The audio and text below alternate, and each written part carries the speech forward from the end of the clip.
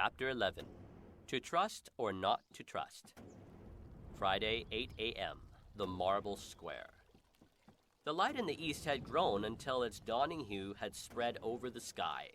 The clouds were sinking in the west as the discussion continued in the Marble Square.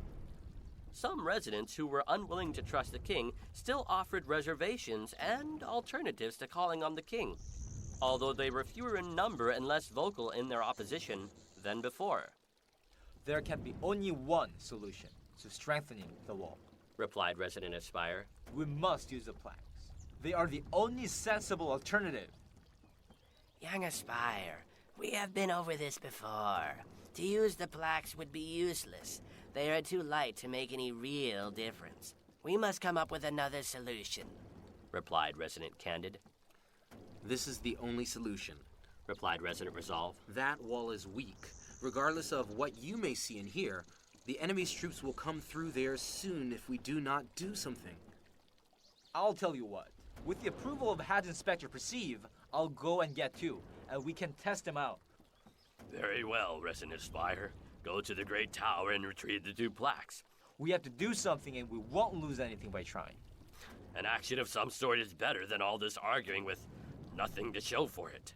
He then sprinted up to the Great Hall, entered it, and shut the door behind him. But what if we have delayed too long? Will the king really accept us in the face of such mistrust? Of course he will, Resident Averse. The plaques say in so many words that if we are sincere and desire to be in a friendly relationship with him, he will never use our past mistakes against us as a reason not to accept us. Very true, Resident Resolve. Resident Grace agreed. I see, Resident Averse replied. I can hear that guy out there with the mustache again. That guy with the cane. Well, Resident Presume, Head Inspector Perceive replied. Perhaps you should go listen to what he is saying and then come back and tell us. On second thought, perhaps I should go too.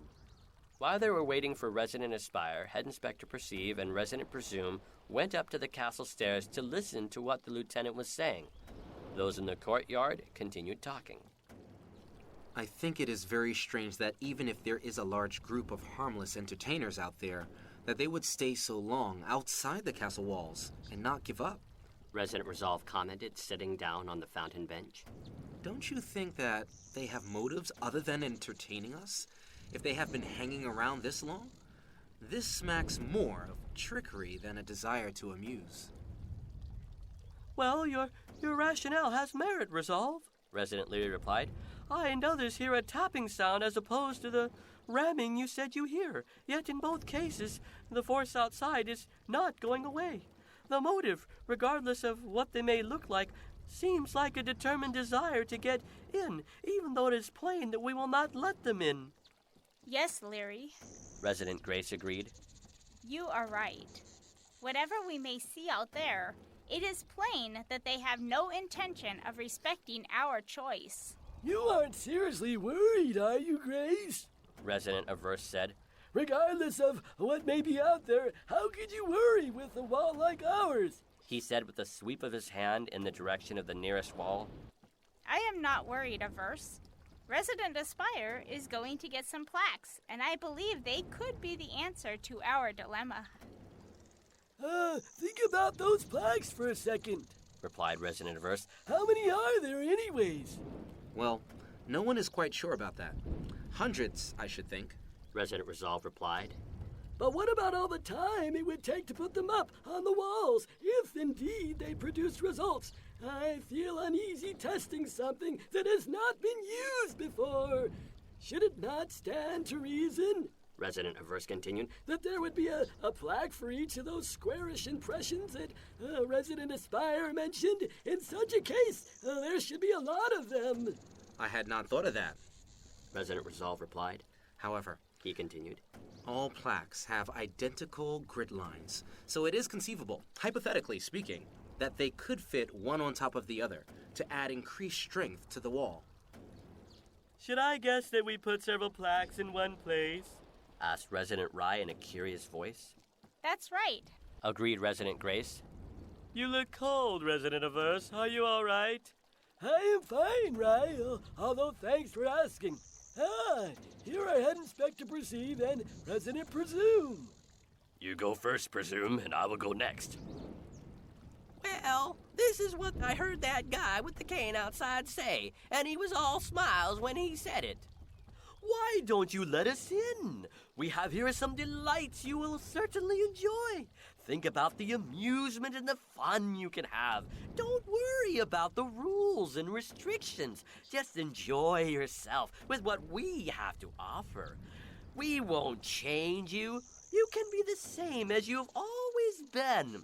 You won't have to follow rules. You won't be bored. You will enjoy our friendly company. Let your future friends in, fair residents of Finite Castle. We can hardly wait to show you how much you have been missing and how happy and entertaining it can be with us in your castle. Well, that was not word for word, but that's what I heard. I take it, Head Inspector Perceive, that you did not hear the same thing as Resident Presume here did. Quite correct, Grace. I did not. This is what I heard, and he was not all smiles, but he was rather all grimaces and frowns. Why don't you let us in? We have here some frights for you, which if you do not let us in, you will not enjoy. Think about the torment and misery, which if you do not let us in, you will be sure to receive. If you give it to us now, consider the mercy which we have to proffer. We won't change you. You can be the same as you've always been, while under our rule. Don't think that if you give in now, you'll be bored with our company. Let us in now, and we are your future friends, residents of Finite Castle. You will miss the mercy which you could have had if you had not resisted letting us into your castle.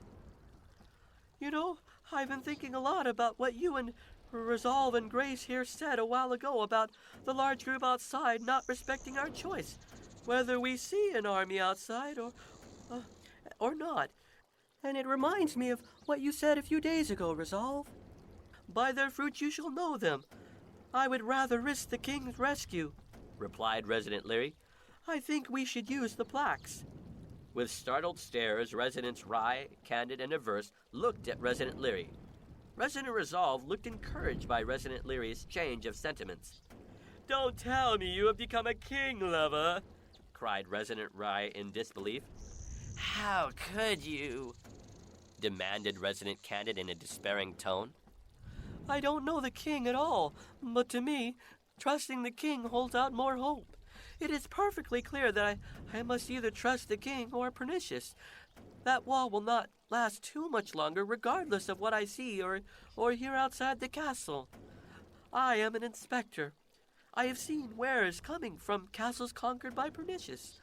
Almost imperceptibly, the quality disappears, and any integrity in the craftsmanship of the products steadily erodes. You will know a castle by its products, and the products coming from castles defeated by Pernicious makes me uneasy. I would be sad to see the products coming out of Finite Castle become like that. Nothing would make me sadder. We must use the plaques. It's an easier risk than trusting Pernicious not to be malicious and cruel once he defeated us. Well, whatever we do, let's do it fast, replied Resident Resolve. The sounds we have been hearing really should make us more worried, and they should encourage us to take action. How do we know the king would take us back now after we have procrastinated for so long? It's too late. The king will not accept us now. Oh, nonsense, Averse. That is ridiculous. Very much so, Resolve. Resident Grace agreed. And not only that, but we need to do something about the wall. Then why don't we do the sensible thing? Resident Resolve suggested. You all can't force us to communicate with the king. Is there not a word to be heard of caution before using the plaques? Has it not occurred to anybody that the purpose of the plaques resembles blackmail for his supposed protection? Head Inspector Perceive had been quiet for several minutes. Nobody noticed, but he was puzzling deeply about something, while stroking his beard and looking from face to face, as everyone contributed. When the remark about blackmail was made by Resident Averse, it looked like a light had gone on in his head, but he did not say anything. You know, Averse's remark makes sense to me, Replied Resident Candid. I say we call for a vote. Replied Resident Resolve. We have to do something soon. And I think that... At that moment, the door of the Great Hall opened and Resident Spire came out. They could not tell exactly what was going on, but he was walking very slowly in their direction. After a bit, they could see that he was carrying something, but whatever it was very heavy. What is that young resident up to, Leary? Asked Resident Rye. I am not sure, but he is carrying something very heavy, Replied Resident Leary. I should have thought he would have been quicker. He is not walking fast, is he? It could be a sham, Replied Resident Rye. I don't think so, Rye. You may not like young Aspire, but he's very honest. Resident Aspire entered the group laden with 2 plaques. Despite panting and sweat forming on his face, he looked gratified. Some residents looked pleased at this, others looked happy, while some looked suspicious. Sorry it took me so long. You all should be happy to know that these 2 plaques, small as they are and as light as they were in the tower, became difficult to carry once I stepped out of the Great Hall. I think this development solves our immediate problem concerning the strengths of the wall. At that moment, another rumble could be heard in the direction of the Gate of Hearing. Why are we just standing here? Said Resident Resolve, who looked worried. I suggest that we lose no time in ferrying these plaques from the second room in the tower to the impressions on wall supports around the castle. Wait. Let's just see about that, Resolve. Replied Resident Candid, who was striding over to Resident Aspire and rubbing his hands together. How do we know that this is not some sort of elaborate ruse? Who can know whether the forces that caused those plaques to be put there are benevolent? The circumstances of their being here and their connection with the king makes me uneasy. That's right, Agreed Resident Averse. the king did not prevent this attack, yet he leaves these plaques here as a means of rescue, and perhaps a dubious use afterwards. Coercion is the word I am looking for. Before anyone could reply, Resident Candid reached out towards Resident Aspire with the air of someone who is expecting a small rock to be handed to him, thus implying that Resident Aspire should hand him a plaque. Glancing back at Resident Resolve, he went on before anyone could reply. It is easy for young residents to be misled about matters that are over their heads, and it will hurt no one to scrutinize their actions. Who knows? Such scrutinizing might do them good and actually help this junior resident from... Resident Aspire was listening to this first with amazement, resentment, and finally frustration, so he decided to take action. One has to really wonder when you look at how small these plaques are. Perhaps it is a mistake that... That was as far as Resident Candid got, because something interrupted his speech. Resident Aspire plopped a plaque squarely in the open hand of Resident Candid. As soon as that plaque touched his hand, Resident Candid, facing the other direction, promptly dropped to the stone pavement under the weight of the plaque. At first he did not look at his hand, but replied, Oh, that was very funny, Resident Aspire. How did you hide such a heavy stone in your tunic? What did you put on my hand to make... As soon as he said the word hand, he looked over at his hand, still pinned between the plaque and the stone pavement, and he did not say anything. Residents Leary and Averse cautiously crept forward and looked on with mystified interest. Resident Candid did not say a thing, which was unusual for him. He just stared at the plaque, and his attention was so taken that it looked like he was going to drool. 10 seconds of silence had passed before Resident Candid blinked, shook his head, and tried to get up without much success.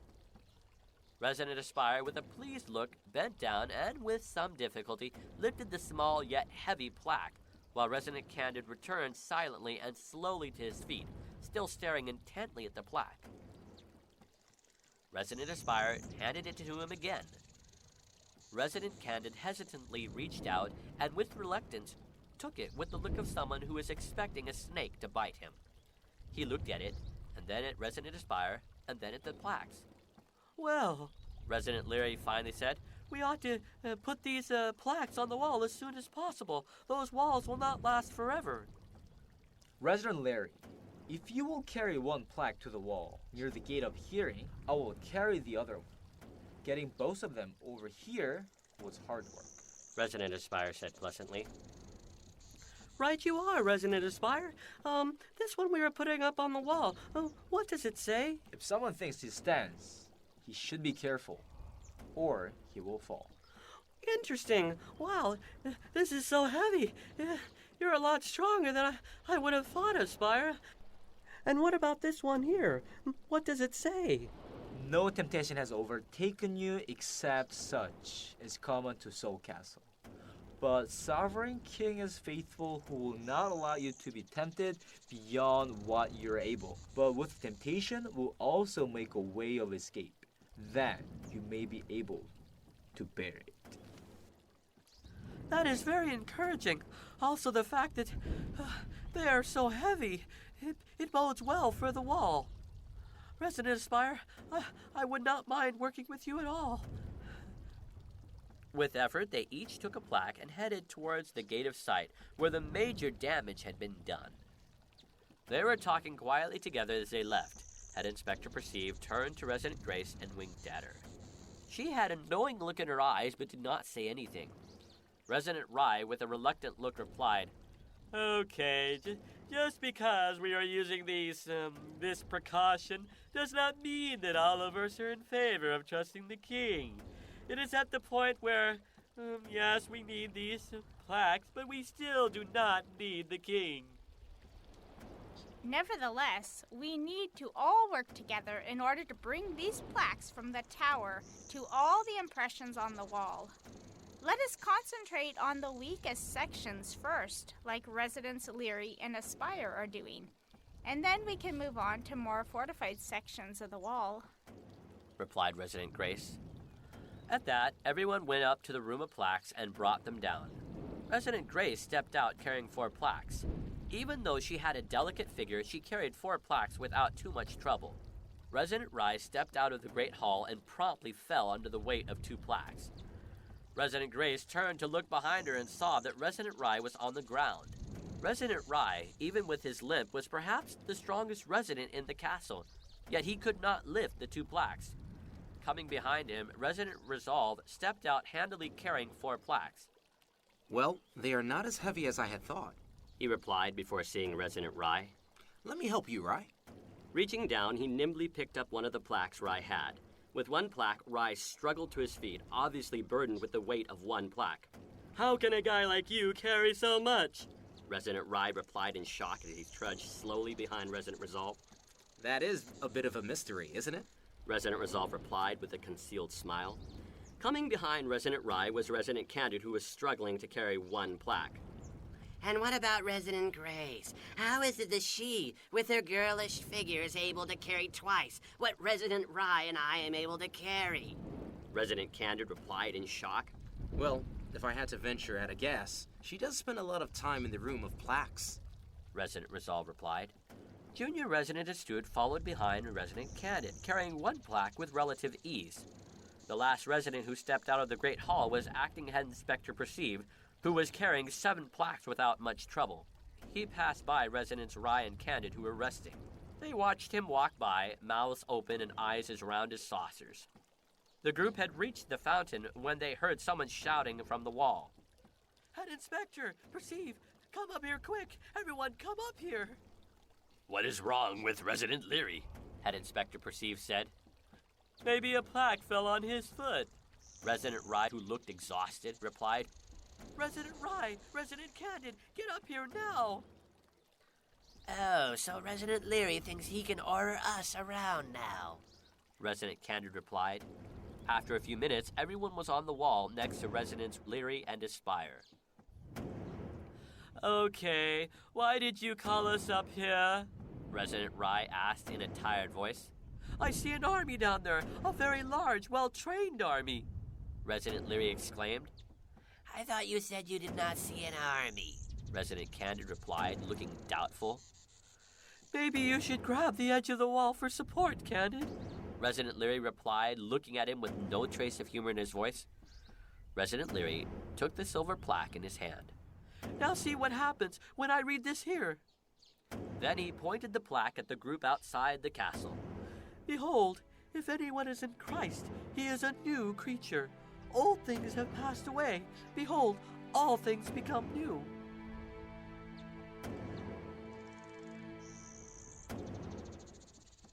Although it was cloudy, the silver plaque began to shine brighter and brighter until the light from the plaque shone out like a spotlight upon the group of people outside the wall. As Resident Leary spoke, the wind ruffled his hair and the strong breeze animated his clothes. When he finished reading, Resident Rye gasped and Resident Candid grabbed the edge of the wall for support. You are right, Leary. It is an army. Yes, Resident Candid. Whenever I read a sacred plaque, the people in the direction I pointed to no longer look like entertainers, but soldiers. Do you see that? That is one bright light. It might as well be the sun shining out through the plaques. Resident Rye replied, shading his eyes. That is the right word, Resident Rye, but the wrong spelling. What are you saying, Resident Rizal? It is the sun, S-O-N, that is shining out from the plaques. The sun? Yes, Rye. His glory, his truth, his love, and his character is shining out from that plaque. Hey, Leary, read it again and point it at that guy with the mustache down there by the gate. Certainly, Presume. As Resident Leary read it and pointed at the lieutenant with the mustache, Residents Leary, Presume, Rye, and Candid no longer saw a person with a cane, but someone directing a battering ram on the castle gate. The lieutenant looked annoyed by the light, and with the light trained on him, the residents of Finite Castle did not hear a tap-tap, but heard a bam-bam of the battering ram. They did not see lutes or harps, but swords and crossbows in the hands of the people outside the castle. Then Resident Leary pointed it at the lieutenant again. Resident Leary had finished the verse, but as long as he pointed the plaque so that the light fell on the lieutenant, the light did not go out. I think he is going to say something, Head Inspector Perceive replied. Residents of Finite Castle, you are doomed. Surrender now. The enemy in Theopolis will never save you. He won't come to your rescue. Your wall is weak and frail and soon to fall. Surrender now while there is still goodwill toward you. Goodwill? Resident Rye choked. And with all those weapons, Resident Candid exclaimed. I take it that all of us heard the same thing, Resident Resolve said. No one noticed that everyone nodded in agreement except for one resident. I would say that the consensus is unanimous. Yes, Leary, Acting Head Inspector Perceive replied with a nod. Let them observe how weak our wall can be with all of the plaques in the Great Tower on every impression like this one in front of us. I say we get as many plaques from the castle and put them everywhere on the wall. Well said, Head Inspector. I'm going to their room of plaques now, cried Resident Rye. With that, he limped to get more plaques, even though he could only carry one at a time. The sun was up and dew was everywhere. It could almost be taken as perspiration of a castle struggling against a foe intent on its ruin and death. There were birds that could be heard singing in the tree near the fountain. Sending orders for every able-bodied person, Head Inspector Perceive instructed them to take the plaques from the Great Tower and place them in every square and print on the castle walls. It was a lot of work since they were so heavy and there were many of them, but as the residents worked, they began to strengthen the wall where it had become weakened. This, of course, was a relief to many of the residents.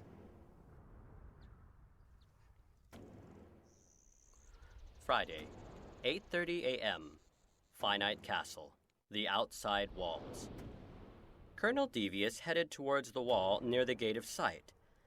The lieutenant had alerted him to the developments taking place, and he headed there remembering that they had not gotten this far with the attack on Faint Castle. Nearing that part of the wall, he spied the lieutenant diligently manning the large battering ram. He noticed as he came closer that the wall looked weaker than it had since he had been at this spot before. You're doing well, Lieutenant. We did not get as far as this in our attack on Faint Castle. You know, Colonel, I have a feeling that it's only a matter of time before Finite Castle shares Asunder Castle's fate. I got blinded by some bright light about a minute ago in this area of the gate.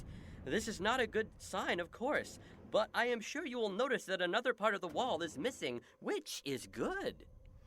Yes, I was told as much. We are making excellent progress. Perhaps the residents in this castle are less than ready to turn to the enemy. When this ram was placed here, the sound was boom, boom. But, Colonel, it has grown into a bam, bam. It is definitely weakening. I believe that you... What is wrong, Colonel? Something's not right. The sound that the ram made had changed. The lieutenant suddenly looked worried, and Colonel Devious looked angry. The sound was no longer a bam, bam, but it turned into a thud, thud. Oh, they must have gotten the plagues of the enemy and used them on the wall. This is why the wall has suddenly gained strength. What do we do, Colonel? What do we do? I will send more troops to collect some larger rams that are pounding away at sections of the wall that have not shown any sign of weakening. We will put them at very close proximity to each other, pounding the section of the wall which we were so close to breaking through. I am not done yet, and as I live and breathe, this castle will face defeat. Continue here at this point of the wall. We shall break through yet if I have anything to do with it. Colonel Devious strode away with the lieutenant close behind, listening to his orders. Quietly, the lieutenant asked, "Artifice, how could you fail?" Friday, 8:45 a.m., the Marble Square. Back in the Marble Square, the residents gathered together after setting up all of the plaques. By this time, the morning sun had risen over the walls. The fountain sang near the group of people as they gathered together. It was interesting that when we put those plaques on the walls that were near the part of the wall that might have given way, the sound changed immediately. Resident Aspire remarked. "Yes," agreed Resident Leary. That wall was in bad shape. What a close call. Resident Aspire replied with a shiver. "I guess we do not have to speculate any more about if the plaques will be taken seriously after this," replied Resident Leary. That is good to hear coming from you, Larry.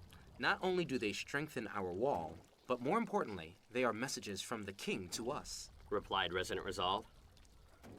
"That is all well and good," replied Resident Rye, "but don't think this is going to change my mind. They may strengthen our wall, but it is no indication that we are going to call on the king." Well, I did not want to mention this earlier, but you are in a sense trusting the king when you help to put up the plaques because they speak of him and about him. "Well, perhaps, Resolve," replied Resident Rye, "but it does not mean that we are going to trust the king. The plaques are enough. We do not need the king." Why not? asked Resident Grace. It is his implements that have just saved us from defeat.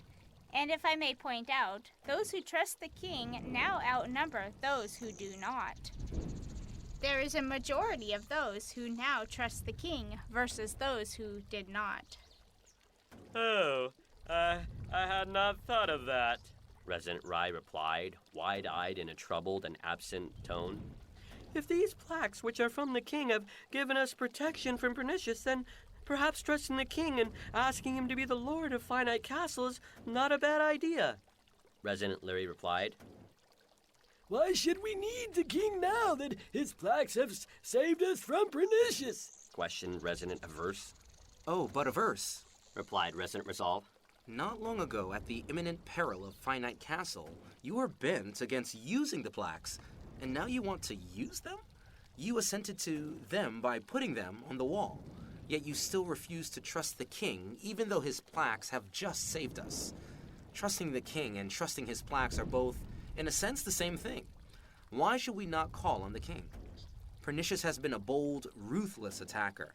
It would do us good to see him fleeing in fear. The king is the only power that can do that. "And risk the wrath of Pernicious' accuser? Certainly not," replied Resident Averse. "He would just come back with a bigger army. The risk of him coming back with a larger army in revenge is, not a good prospect." "Perhaps there is some sense in that comment from Averse here," replied Resident Rye. "Except for one flaw," replied Alien Zeal. "What did he say, Resolve?" Resident Leary asked. He said that there was one flaw with that idea. What would that be? Asked Resident Candid, who seemed confused about what to do. No army that Pernicious could ever raise would be larger than the king's. It is an irrefutable fact that the king has a larger and more powerful army. Once in a treaty with the king, he will protect you from the enemy. Your trials would not be over, but from that point on, the power that Pernicious has over you would become increasingly limited. But we're surely not suggesting that we should call on the king, asked Resident Rye, who looked flabbergasted. Resident Candid, back me up in this. I don't know, right? Resident Candid replied, shaking his head with a slightly dazed expression. I guess I am going through what is known as cognitive dissonance. What does that mean, Inspector Candid? Asked Resident Aspire. Everything I have ever believed in is contradicted by what I now know through my eyes, ears, and plain logic to be true. I am sorry, Rye, replied Resident Leary. I never expected something like this to happen. However, in view of the power the plaques have and their obvious connection to the king, I cannot turn away from the prospect of a powerful and protective ally. The prospect is worth the risk, and I choose the risk. We cannot seriously trust the king, can we? We cannot seriously entertain the notion of his being our lord.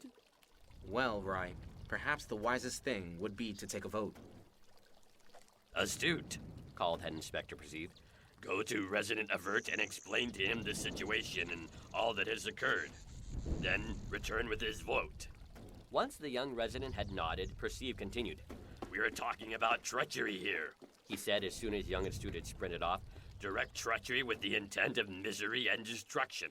We need to decide, not let it be decided for us by further procrastination or by the enemy, but decide for ourselves which side we are on. Why should we be on the losing side with Pernicious? We must choose the king. Let us now make that choice. Those in favor of the king, raise your hands. It is not that simple. We should not be so rash, Resident Rye replied. I move that we trust the king, replied Resident Resolve. Before anyone else could say anything, Head Inspector Perceive replied. All those in favor of the king, raise your hands now. Hands rose here and there. Residents Perceive, Resolve, Leary, Aspire, and Grace raised their hand. 5 for the king. Running up, Astute bowed quickly to Perceive. Ah, Astute. I can see by the look in your face that Resident Avert has not voted in favor of the king. To which Junior Resident Astute gave a curt nod of his head in agreement. I see. Whoever is not in favor of calling on the king, raise your hands now. Residents Rye, Averse, and Resident Avert's choice from Astute followed. Resident Averse quickly reached over and raised Resident Candid's arm. Resident Candid jerked away, but with a confused face hesitantly held his arm midway up. Head Inspector Perceived looked sharply at Resident Averse for several seconds, but did not address him personally. That makes 4 that do not trust the king, You cannot count Resident Aspire as a resident, replied Resident Averse. Why can't my vote count? Resident Aspire demanded in surprise. Resident Aspire was dubbed a resident by Head Inspector Cautious. Now, he may not be here at the moment, yet his decision regarding Resident Aspire cannot be revoked. Resident Perceive replied calmly. Oh, right, replied Resident Rye dejectedly. Well, what about it, Resident Presume? Asked Resident Rye. It will still make it a tie. True, Resolve, but presume, if you don't vote on our side, we'll be stuck in a really boring place with obligations and rules. You want to be free to make your own choices without the king as a wet blanket. Once you vote for the king, any excitement or fun will be a long-gone dream. Resident Averse replied, resting his hands on Resident Presume's shoulder. Well, that is a lie if I ever heard one. Resident Grace commented. Let Resident Presume decide on his own, replied Head Inspector Perceive. Do I need to make a choice now, Head Inspector? Yes, I am sorry. We will all honor your choice. I don't know a lot about him or King Sovereign, nor do I feel any real commitment towards him. But I've always admired Head Inspector Cautious, even though I don't always understand him. He never preached at me except by kindness and fair treatment. Oh, no! Resident Reverse groaned, covering his eyes and shaking his head. At least with a tie, there was some hope. He replied before sneezing. Achoo! Resident Presume went on. Because of the plaques, I can look outside and see what pernicious is like, and I don't like what I see. I will choose what Head Inspector Cautious would choose. I cannot trust someone outside the walls attacking my home and castle. But like Resident Leary, I can trust my friend's judgment in his Lord. It is trust like that that shines in a world of delusion and encourages those of us inclined to be suspicious to believe. And it is residents like Head Inspector Cautious who encourage us with their actions to choose to believe. As others have said, it is a risk, but less of a risk than trusting the attacking accuser. Oh, how could you? Breathed Resident Rye, shaking his head and shutting his eyes. That settles it, replied Head Inspector Perceive.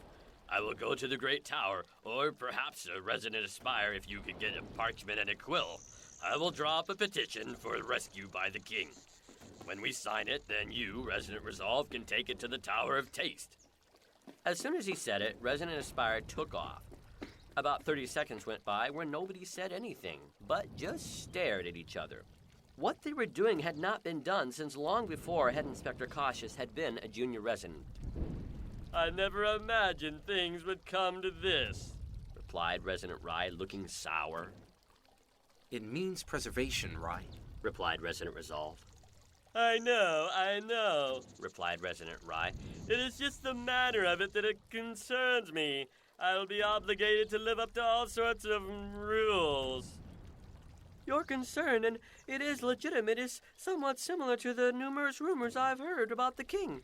We cannot know for certain, can we? Well, maybe not, Larry, but it still makes me uneasy. I have done, Head Inspector. Resident Aspire replied as he sprinted up out of breath.